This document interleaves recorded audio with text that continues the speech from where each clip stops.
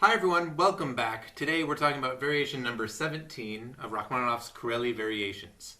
Yesterday we discussed about the harmonic intricacies of variation number 16. Well, today we're going to talk about more harmonic intricacies, but also how he's really using the melody that Corelli gives us.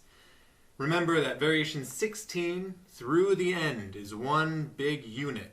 It's rhythmically driving us towards the end of the piece. So we have to keep the tensions high. If we look at variation number 17, our tempo marking tells us meno mosso, a little less motion. So our tempo comes back, but the rhythm is more active, especially if you look at my left hand. Notice that my left hand does two things. It plays eighth notes and it plays a triplet 16th passage. And that's going to sound like this.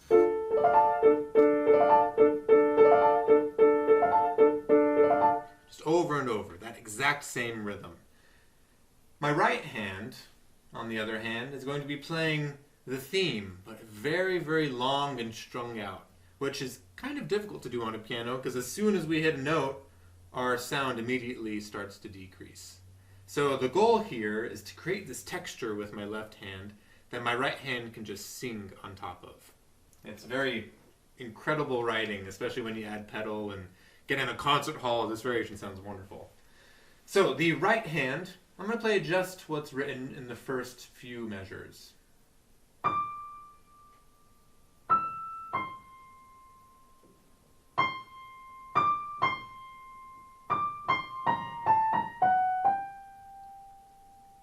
So you should notice right off the bat the first three notes.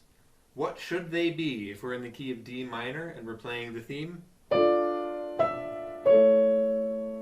D, E, C sharp. What do we get? D, E, C natural. Right? So it's really a small change, but it really affects the rest of the piece. Because that C natural doesn't want to go back to D.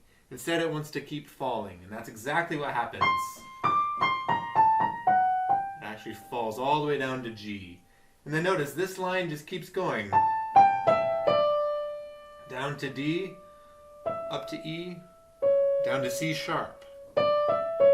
Right? So you just hear Rachmaninoff playing with those first three notes of the theme, and somehow weaving it all together between D, E, C, and then an octave lower, D, E, C sharp. It's really ingenious.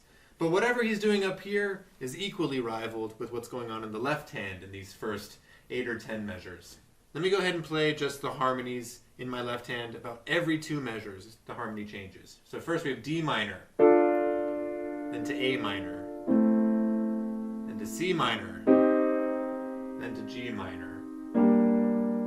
Then you get this interesting kind of B flat, kind of G minor chord. And that goes to our A major. So at the end of these 8 or 10 measures, of course, we get back to A major because that's what the theme does. But the way Rachmaninoff gets there is really interesting. And then you put that rhythm with it and you get just an incredible, incredible accompaniment to this melody.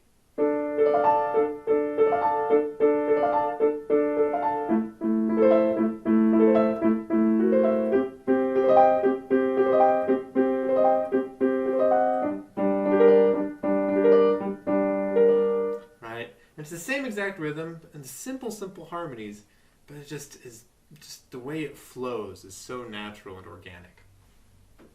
Now when we get to the second half of this variation, things get a little bit more wonky. You'll notice right after this A major, it walks itself back up to D minor. And that's where we're going to start here. I'm going to play everything that's written. What harmony we're expecting? Right? We get this. We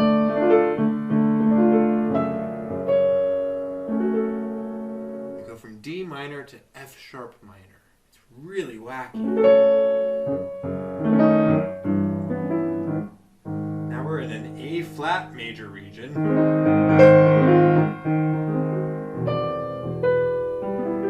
To E minor. These keys have nothing to do with each other. Listen. It's really weird going from a key with 4 flats to one with 1 sharp. Like they're really, really distantly related. And Rachmaninoff just gets us there by way of smooth voice leading. You can hear it going between my thumb and my left hand.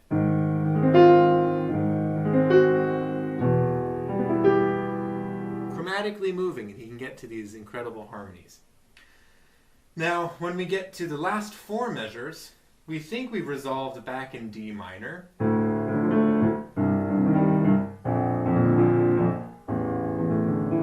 We expect that to go back to D minor. But no, we keep going even further down, all the way down to this G minor area.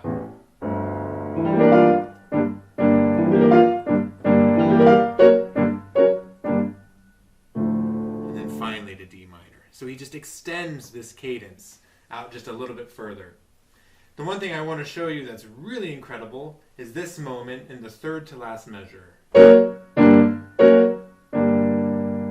The way he spells those chords with the sharps, it doesn't quite look like anything standard, but it's really just an F sharp major chord going to G minor.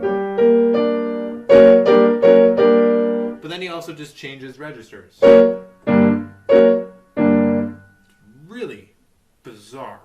Those chords have nothing to do with each other, but it's because of the smooth voice leading by step and continuing to have the same chord in the middle, or the same note rather, that he can get away with these really strange harmonic choices. So I'm going to go ahead and play all the variation number 17. You're going to be on the lookout for this theme and how it's transforming. And also you're just going to be aware that these harmonies are very strange, but they work because of the smooth chromatic voice leading that Rachmaninoff has really shown to be an expert at in this piece. So here is the entirety of variation number 17.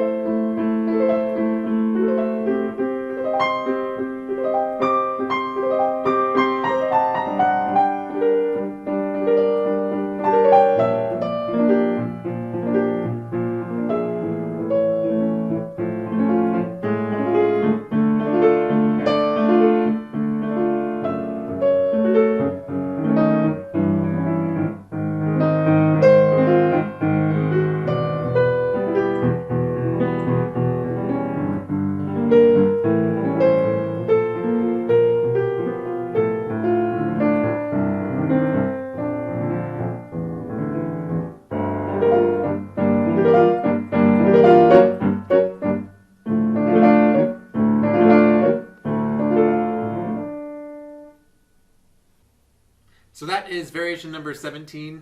Again, it's just a wonderful variation where you can really show off everything you can do with this melody with just 3 notes and all of the different harmonic areas that Rachmaninoff can take us to in such a brief span of time. Tomorrow we'll talk about variation number 18, and from here on out, all the variations kind of come together as a unit. So 18, 19, and 20 really drive all the way home, even more so than variations 16 and 17. So come back tomorrow, and I will see you then. Thanks.